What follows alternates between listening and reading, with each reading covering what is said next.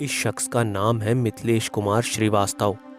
ये शख्स इंडिया का सबसे बड़ा कॉनमैन था, जो अपने काम में इतना माहिर था कि उसने 3 बार ताजमहल, 2 बार लाल किला, यहाँ तक कि एक बार राष्ट्रपति भवन तक को बेच दिया था। इतना ही नहीं, उसने बड़े बड़े बिजनेसमैन जैसे टाटा, बिरला, यहाँ तक कि अंबानी को भी नहीं बख्शा। उसने अपने आप को एक सोशल वर्कर दिखाकर इन सभी से लाखों रुपयों को डोनेशन के तौर पर लिया। ये शख्स बैंक चेक्स, डॉक्यूमेंट्स और सिग्नेचर्स को फोर्ज करने में इतना माहिर था कि उसने ताजमहल और लाल किले के ऑफिशियल डॉक्यूमेंट्स तक रेडी करके इनका कॉस्ट भी एस्टिमेट करके डाल दिया, जिसके बाद सरकारी ऑफिसर्स के फेक सिग्नेचर्स करके उन्हें बेच डाला। वो कागजातों को इतनी सफाई से बनाता कि कोई भी उन कागज़ों को देखता तो वो यकीन ही नहीं कर पाता कि ये कागज़ नकली हैं। इतना ही नहीं, ये शख्स 10 बार गिरफ्तार हुआ और 10 बार जेल से फरार भी हुआ। आखिरकार पकड़े जाने के बाद उसे 113 साल की जेल की सज़ा सुनाई गई। रिकॉर्ड्स के मुताबिक उसकी मौत 1996 में हो गई थी, लेकिन अगर उसके वकील की बात को माना जाए, असल में वो 2009 तक जिंदा था। इस शख्स पर अमिताभ बच्चन की एक फिल्म भी बन चुकी है, जिसका नाम था मिस्टर नटवरलाल। आज के इस वीडियो में मैं आपको इतिहास से जुड़ी कुछ ऐसी ही अनोखी, अनसुनी और दिलचस्प घटनाओं के बारे में बताऊंगा, जिनके बारे में जानकर आप हैरान रह जाएंगे। मिस्ट्री बैंक के एक नए वीडियो में आपका फिर से स्वागत है। क्या आप जानते हैं हील्स को एक्चुअली पुरुषों के लिए डिज़ाइन किया गया था, ना कि महिलाओं के लिए? जी हाँ, ये सच बात है। दरअसल इसका इस्तेमाल सबसे पहले 10वीं शताब्दी में शुरू हुआ, जब पर्शियन एम्पायर के पुरुषों ने हाई हील्स पहनना शुरू किया। दरअसल हील्स को ज़्यादातर पुरुष घुड़सवारी करने और युद्ध में जाने के लिए इस्तेमाल किया करते थे।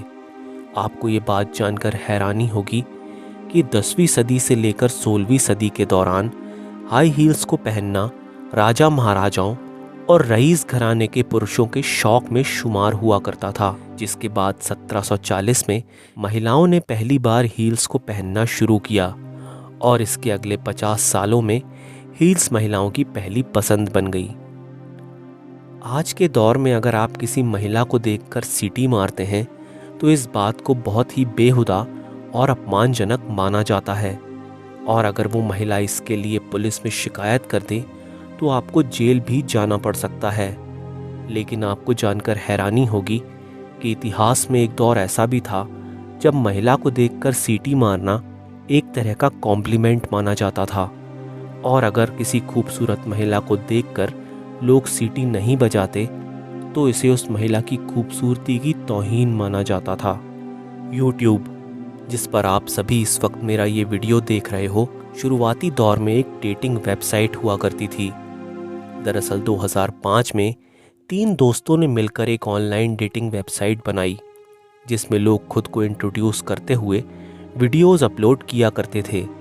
उस वीडियो में वो लोग ये बताते कि उन्हें कैसी लड़की या लड़का पसंद है, मगर ये आइडिया बुरी तरह से फ्लॉप हो गया, जिसके बाद यूट्यूब के फाउंडर्स ने ये डिसाइड किया कि यूट्यूब को हर तरह की वीडियोस के लिए ओपन कर दिया जाना चाहिए, जिसके बाद आखिरकार ये आइडिया चल पड़ा और इसके बाद यूट्यूब पर मिलियंस में व्यूज़ आने लगे और इसे खूब पसंद किया जाने लगा।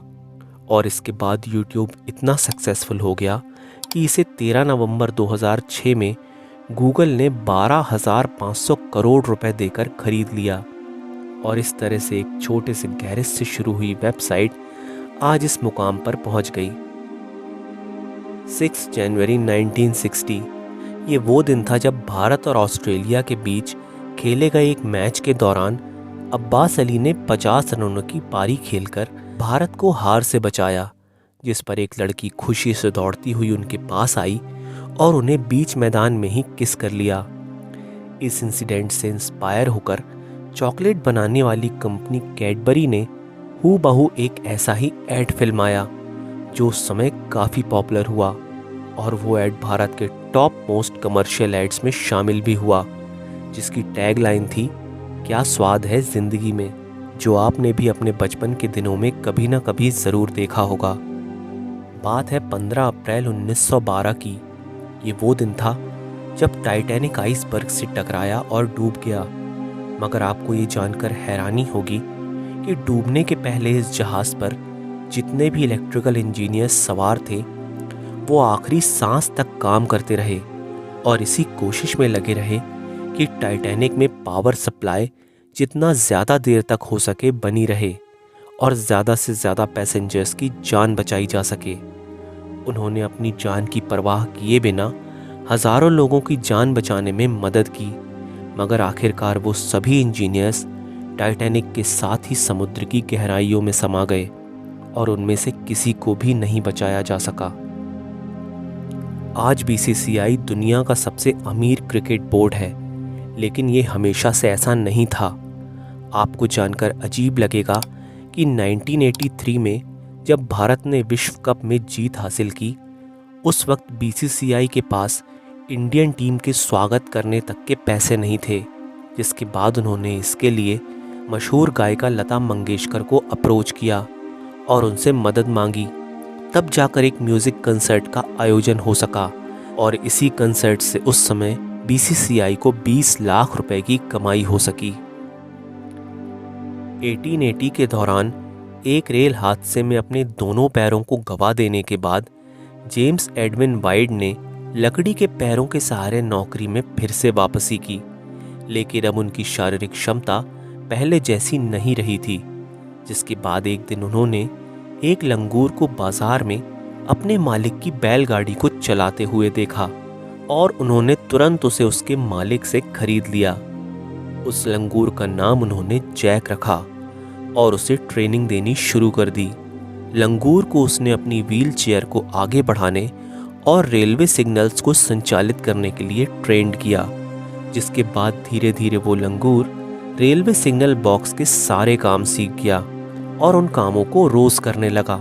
जिसके बाद एक शख्स ने एक दिन जैक को सिग्नल बदलते हुए देखने पर उसकी शिकायत रेलवे के बड़े अधिकारियों से की, मगर उसकी कैपेबिलिटीज़ और एफिशिएंसी को देखते हुए अधिकारियों ने जैक को केप टाउन पोर्ट एलिजाबेथ का रेलवे कर्मचारी बना दिया और तनख्वाह के रूप में उसे हर दिन 20 सेंट और हफ्ते में आधी बोतल बियर दी जाती थी।